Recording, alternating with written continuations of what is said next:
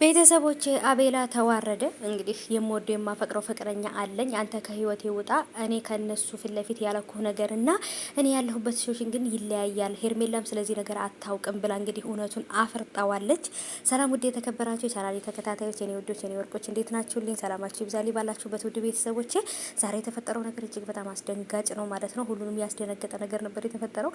ምክንያቱም እንግዲህ ከነሱ ፊት ለሱ ስሜት እንዳላትና ደስ እንደሚላት ምናምን ከተናገረችና ጓደኛ እንደሆኑ ነገር ከተናገረች በኋላ መልሳ ደግሞ እኔ ፍቅረኛ አለኝ ካንተ ጋራ ምንም አይነት ጓደኝነትም ሆነ ምንም ነገር እንዲኖርን አንፈልግም፣ ምክንያቱም ፍቅረኛዬ አይወድም አይመቸውም አላለችም።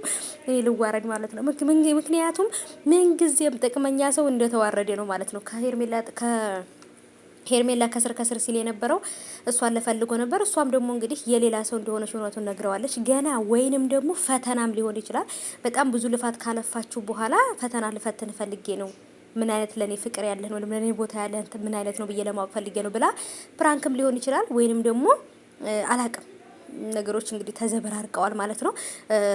አቤላ እንግዲህ ያው በዚህ የዘራኸውን ነው ያጨድከው ብዬ ነው ማስበው። ኖርማል ነው፣ እኔ ምንም አልመሰለኝም። እንደውም ደግ አደረገችው ነው ያልኩት። ምክንያቱም አሽቃባጭ ስለሆነ የበላበትን እጅ ነካሽ ስለሆነ ማለት ነውና ሩታን ከድቶ ወደ ሄርሜላ ስለተገለበጠ ከሃዲ ምን ጊዜም ቢሆን የሚያስፈልገው እንደዚህ መከዳት ነው።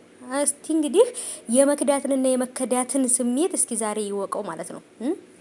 ዛሬ በደንብ አድርገህ ወቃት፣ አጣጥማት ስሜቷም እንዴት እንደሆነች ማለት ነውና ከባድ ነው። ግን እኔ ደስ ብሎኛል በጣም እንደዚህ ፊቱ ቄርር ሲል ምናምን ደስ ብሎኛል። እኔ የሰው ክፋት ወይም ደግሞ የሰው ልጅ ማልቀሱ ማዘኑ ደስ አይለኝም፣ ግን ላቤል ሲያንሰው ነው። ምክንያቱም አሽቃባጭ ስለሆነ ማለት ነው። እንደ ወንድም የምትወደውን ሩታን ነበረ ከድቶ ወደ ሄርሜላ የተገለበጠው። ግን ደግሞ አቤል ብዙዎቹ አቤል ጥቅመኛ ነው ጥቅመኛ ነው ጥቅመኛ ነው እያሉ ነው ኮሜንት የሚጽፉትና ራስ ወዳድ እንደሆነ ሁሉም ሰው ያውቀዋል። እንግዲህ እሷም አልፈልግም ብለዋለች። የስራህን ነው ያገኘኸው።